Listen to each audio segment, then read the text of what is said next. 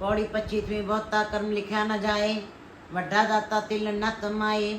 जितना समुद्र सागर में पानी भरा हुआ है, जीवों के अंदर उतने ही अवगुण हैं, पर वो परमात्मा कितना दयालु है, कृपालु है, कितना वो क्षमामान है, कितना वो दया का सागर है। और ईश्वर का मूल अस्तित्व भी दया पर ही आधारित है। उसकी इन भावों का, इन गुणों का वर्णन लिखा नहीं जाता था। बहुता कर्म लिखा न जाए। उसने कर्म बहुत किए, उसने हमारे पर बड़ी ही दातों की कृपा की है। बहुत ही दातें हमारी झोली में डाली हैं, लिखी भी नहीं जा सकती। बहुता कर्म लिखा न जाए, उसका वर्णन नहीं किया जा सकता। उसने इतने हमारे पर बख्शिशें की हैं।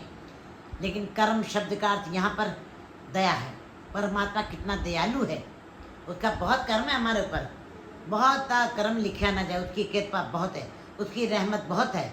और वह लिखने में नहीं आती, पकड़ में नहीं आती है। उसने कितनी दात दे रखी है, कितनी बख्शिशें दे रखी हैं। गुरु जी आगे बता रहे हैं, वड्डा दाता तिल न तमाए। वो बहुत बड़ा दाता है। पहाड़ों जितना देकर भी, सागरों जितना दात देकर भी, तिल जितना भी तमा नहीं करता, इच्छा नहीं रखता, लालच नहीं करता कि इसके बदले में जीव मुझे क्या देंगे। कोई इच्छा नहीं, कोई लालच नहीं, मुझे क्या देंगे, मांगना नहीं है भाव। ये वो गिनाता नहीं है, जितना जिताता नहीं है। जबकि कोई मनुष्य किसी को कुछ भी देता है तो बदले में बहुत सारी अपेक्षा भी रखता है। वाणी में गुरु जी फरमान करते हैं, जे को एक करे चंगियाई, मन चित्त बहुत बफावे। एते गुण एतियाँ चंगियाइयाँ, देह न पछोतावे। लेकिन परमात्मा इतने गुण, इतनी बख्शिशें, इतनी चंगियाइयाँ इतने दे करके भी फिर भी वो हमको देता ही जाता है। कोई लेने की इच्छा नहीं रखता। सच में वो परमात्मा ही सबसे बड़ा दाता है। परमात्मा के अलावा मनुष्य के तल पर जो दात का सिलसिला चलता है, किसी हद तक व्यापार ही होता है, क्योंकि उसके बदले में मांग होती है। गुरु महाराज फरमान करते हैं, कोट मध्य को बिरला सेवक और तगले व्यवहारी। करोड़ों के बीच में एक आध ही कोई सेवक है जो सेवा करता है मन लगा करके, और बदले में कुछ मांग नहीं है, कोई इच्छा नहीं है। और बाकी 99% होर तगले व्यवहारी, सब व्यापारी दिखाई दे रहा है। कहते हैं मंगे जो दोपार, गंगा केवल साधारण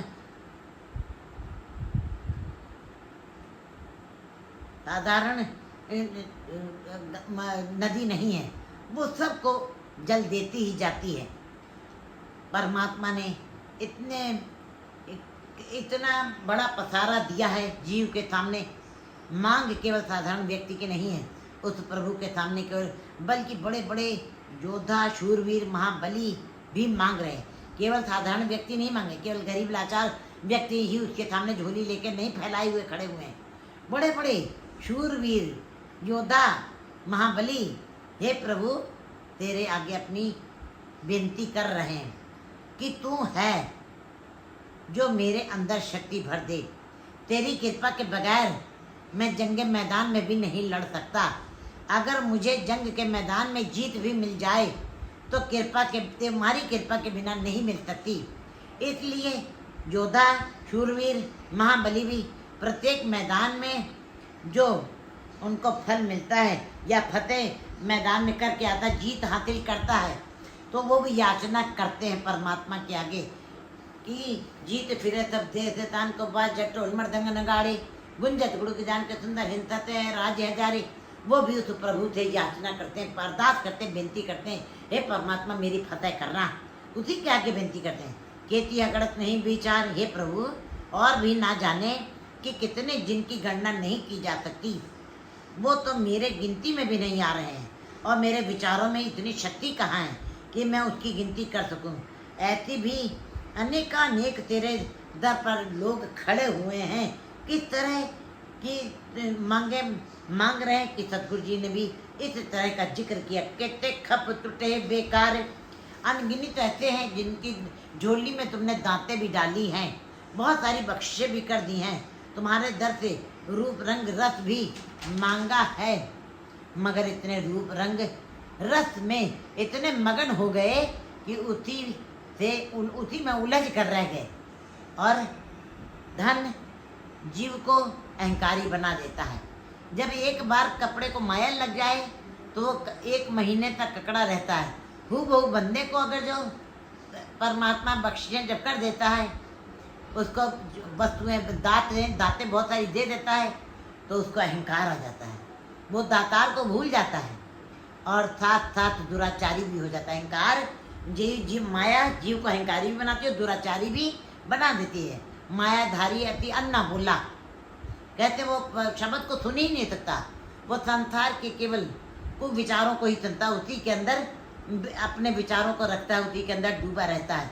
ये जो सुंदर काया प्रभु के मिलाप से के लिए अति मिली है और नाम जपने से अति सुंदर हो जाती है, उसने विकारों में इसको खप कर दिया है, व्यय कर दिया है। उसने अपनी सारी श्वासों को भी इसी में लगा दिया। इस तरीके से अपना शरीर तोड़ दिया, समय भी बर्बाद कर दिया और खत्म हो गए। ये सच्चाई है। कितने खप टूटे बेकार, विकारों में खप के अक के चले गए और समय बर्बाद कर दिया। अपने जीवन की अमूल्य निधि खत्म कर दी। शरीर का ही अंत होता है, जगत में पदार्थ नहीं अंत होते हैं। पदार्थ कभी खत्म नहीं होते हैं। रंग रलियाँ वैसे ही चलती हैं, बाजार वैसे ही चलते हैं, संसार वैसे ही चलता है, लेकिन हमारा जीवन ही छोटा है। गुरु जी कहते हैं इस तरह के विकारी मनुष्य भी कई आकर के खप टूटे हैं बेकार, खप के टूट के समाप्त होकर के मर खप के चले गए। कितने लल्ला मुकर पाए। जगत में ऐसे भी अनगिनत हैं जिनको प्रभु ने तरह तरह की नियामतें दी और भी दिए जा रहा है, फिर भी कहते हैं हे परमात्मा तूने मुझे क्या दिया। संतुष्टि नहीं है, संतोष नहीं है। परमात्मा पदार्थों की कमी नहीं है, नियामतों की कमी नहीं रहेगी, फिर भी उसके दर से उनकी झोली भरी भी हुई है, फिर भी शिकवे शिकायत करते हैं हे परमात्मा मेरी झोली बड़ी थी, तूने मुझको नियामतें कम दी हैं। जबकि अगर जो सच देखा जाए तो हमारी जीवन रूपी झोली बहुत छोटी है, हमारी श्वासें बहुत कम है। उसकी नियामतें तो सदा खरबों खरबों वर्षों से चली, जब से सृष्टि बनी है तब से चली आ रही हैं। और कितने ऐसे हैं, करोड़ों ऐसे भी हैं जो शुक्रिया भी नहीं करते उसकी दातों का और मुकर रहे हैं, ले करके मुकरे जा रहे हैं, झूठ बोले जा रहे हैं। तूने हमें कुछ नहीं दिया। कहते मूर्ख खाएं, मूर्ख मूर्छित अज्ञानी कई ऐसे भी हैं जिन्होंने केवल अपने मुख को ही सामने रखकर बस खाए जा रहे हैं। जो पदार्थ नियामतें उनको मिली हैं इस्तेमाल किए जा रहे हैं। दातार को भूल गए, दांतों से ही केवल प्रीत लगा ली है। नियामतें देने वाले का तो कभी ख्याल तक नहीं आया और ना ही कभी अंदर कसक पैदा ही हुई और ना ही कभी रुचि पैदा हुई दिखाई दी है। के तिया दुख भूख सद मार ए पिदात तेरी दातार। गुरु नानक देव जी कहते हैं जो परमात्मा दुख और भूख की भी अगर जो मार डाल दे जीवों को, ऐसे जीवन में पड़ाव आ जाते हैं, ऐसे जीवन में पल आ जाते हैं कि जीव को संसार में चरम रोग भी लग जाते हैं और खाने के लिए आटा तक नहीं होता है, पाव भर आटा भी नहीं होता है। इसका मतलब रोगी भी है, शरीर भी रोगी है और कोई भूख की भी इच्छा की पूर्ति क्षुब्ध पूरी नहीं हो रही है। सब तरह से कंगालता, सब तरह से परेशानी, दरिद्रता जिसकी झोली में पड़ी हो, तो एक भी दात तेरी दातार। लेकिन गुरु नानक देव जी ऐसे केतिया दुख मार, अगर जो तुमने हे परमात्मा दुख और भूख की भी अगर जो तुमने ऐसी भी तुमने दात किसी की झोली में डाल दिए, ये भी तुम्हारी दात ही है। क्योंकि दुख में ही परमात्मा याद आता है। मनुष्य सुख में आलसी हो जाता है, अय्याश हो जाता है, दुराचारी हो जाता है। तब ऐसे जीवों के लिए प्रभु को दुख का धमाका करना ही पड़ता है। दुख दारू सुख रोग भया, सुख रोग हो जाते हैं तब दुख ही दारू बनती है। दुख डालने पड़ते हैं परमात्मा को, तो क्योंकि ईश्वर का गहरा अनुभव दुख के सागर में से ही प्राप्त होता है।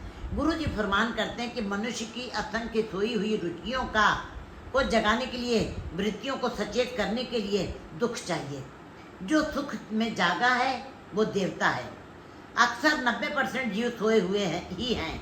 गुरु जी कि ये जी गुरु जी की ये पंक्तियाँ, केतिया दुख भूख सद मार ये पिता तेरी दाता, ये बड़ी ही अद्वितीय हैं। इनमें जीवन का बड़ा रहस्य छुपा हुआ है। गुरु जी कहते हैं कि जो दुख और भूख की मार में जी रहे हैं संसार में, हे सृजनहार, ये भी तुम्हारी दी हुई दातों में से एक दात है। ये भी एक तुम्हारी दातों में शुमार है। ये भी तुम्हारे अनेक बख्शिशों में से एक अपार बख्शिश है। दुनिया की अवतारी पुरुष गुरु नानक देव जी महाराज, जो दुख और भूख को कोई ईश्वरी श्राप नहीं मानते, कोप नहीं मानते, दात मानते हैं। क्योंकि उनको इस बात की समझ आ गई है, वो संसार को भी समझा रहे हैं, दुख कोई भगवान का दिया हुआ कोई कोप नहीं है, कोई श्राप नहीं है, कोई दुख और भूख की चोट पहुंचाने की उसकी चाहत नहीं है। तो मनुष्य मोह की निद्रा में जागता ही कब है? ज़्यादा समृद्धि आ जाए वो आलसी हो जाता है, वो सचेत नहीं रह जाता है। तो इसलिए दुख और भूख की चोट पहुंचाता है परमात्मा, तभी जीव सचेत होता है। नहीं तो पहले उसको जगाना, उसको सचेत करना बड़ा ही मुश्किल होता है। ज़्यादा धन संपदा, ज़्यादा सुख, ज़्यादा याशी में जीव जागता ही सचेत ही नहीं होता। इसलिए दुनिया भर के जिस चोटी के विद्वानों का ये भी कहना है कि ज्ञान के सच्चे मोती गम की गहरी धाराओं में से निकलते हैं। भगवान का गहरा अनुभव दुख के सागर में से ही प्राप्त होता है। बंद खलती पाने हुए, इस तरह कोई ऐसे भी हैं अरदास जोदड़ी कर रहे हैं कि तेरी रज़ा में रहकर ये विकारों से मुक्त हुआ जा सकता है। तेरी रजा में रहकर, तेरी मर्जी में रहकर और तुम्हारे आगे अरदास करके, तुम्हारे आगे बेनती करके विकारों से, ये जो अंदर विकार पड़े हुए हैं, जो चाहे जितना छुड़ाने की कोशिश करें, चाहे जितना मुक्त करने की कोशिश करते हैं हम नहीं मुक्त होता। ये बंधन ये टूटते नहीं, ये बेड़ियाँ हमारे पैरों में पड़ी हुई हैं। अवगुणों की ये जो बेड़ियाँ हमारे अंदर पड़ी हैं, ये तुम्हारे हुक्म से ही टूटती हैं, तुम्हारी इच्छा से ही ये सब कुछ होता है। ये बंधनों से छुटकारा, बंधनों से मुक्ति, हर जीव को हर तरफ से बंधन पड़े, सामाजिक, राजनीतिक, धार्मिक और सारे बंधन ये तब टूटते हैं जब उसका भाना हो, जब उसकी मर्जी हो। और आँख न सके कोई, और कोई उपाय भी तो नहीं है, और कोई साधन भी तो नहीं है, और कोई रास्ता भी तो नहीं है। तुम्हारी रजा से ही बंधन टूटते हैं, मोक्ष की प्राप्ति होती है, तेरी कृपा से ही होती है। कोई इस तरह की भी अरदास कर रहा है महाराज, इसके बिना और कोई साधन भी तो नहीं, कोई रास्ता नहीं है जिससे बंधनों से मुक्त हुआ जा सकते। गुरु जी कहते हैं, जे को खाए क्या खंड पाए, कितने इतने मूर्ख भी हैं, ना समझ भी हैं, ये कह रहे हैं कि और भी साधन है, कोई और भी रास्ता है मुक्ति प्राप्त का। कुछ ऐसे भी अज्ञानी हैं, ऐसे भी मूर्ख हैं जो कहते हैं है और दूसरा रास्ता भी है मुक्ति का। मतलब कि उस प्रभु के हुक्म को ना माने, उसकी मर्यादा को ना माने और अपनी मर्जी से इनकारी हो जाए, उसकी मर्जी से इनकारी हो जाए, उसकी मर्यादा की पालना करने से इनकारी हो जाए, और उसके बाद भी हमें मुक्ति मिल जाए, हम स्वतंत्र हो सकते हैं। भाव कि हम ईश्वर इच्छा को ना माने फिर भी सुख हासिल कर सकते हैं। अगर ऐसा वाहियात ख्याल उसके दिमाग में चल रहा है, किसी के भी दिमाग में चल रहा है ऐसा वाहियात ख्याल, तो गुरु जी आगे उत्तर दे रहे हैं, ऐसे मनुष्यों का आगे क्या हाल होगा। फिर वो अंदर की स्थिति वो स्वयं ही समझ सकेंगे। उसने जो ये मुख से निरर्थक शब्द निकाल दिए हैं, उसका हश्र क्या होगा, परिणाम क्या होगा। तो लज्जा उसको उठानी पड़ेगी, शर्मिंदगी उसको उठानी पड़ेगी, और वह वही जानेगा है कि अंदर उसकी अवस्था कैसे हो रही है। वो सारा इज्जत मान मर्यादा मिट्टी में ही मिला देगा अपनी, उसका इज्जत मान भी खत्म हो जाएगा। और इसका आभास उसी को होगा जिसने ये काम किया, जिसने अपने मुख से ये कहा, आप पे जाने आप पे दे। कुछ इस तरह भी प्रभु को खड़े हुए प्रार्थना कर रहे हैं, प्रभु के सामने खड़े हुए प्रार्थना कर रहे हैं, विनती कर रहे हैं, जोदड़ी कर रहे हैं कि सब कुछ स्वयं वो जानता है। आपे जाने आपे दे, सब कुछ स्वयं दे रहा है, वो सब कुछ जान भी रहा है।